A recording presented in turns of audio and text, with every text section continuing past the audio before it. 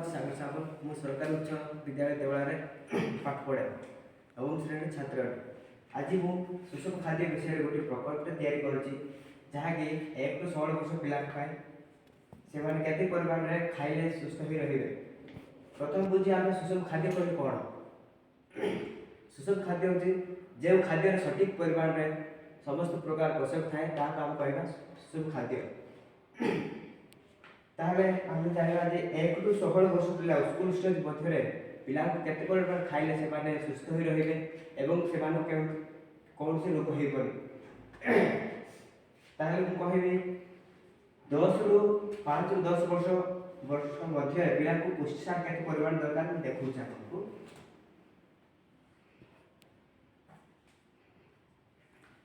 5 ରୁ 10 ବର୍ଷ ମଧ୍ୟରେ ପିଲାଙ୍କୁ ମାଂସ, ଅଣ୍ଡା, ଡାଲି ଇତ୍ୟାଦି ସେମାନଙ୍କୁ 34 ଗ୍ରାମ ପରିମାଣରେ ଖାଇବା ଉଚିତ। ତାହେଲେ ସେମାନେ ସୁସ୍ଥ ହୋଇ ରହିବେ।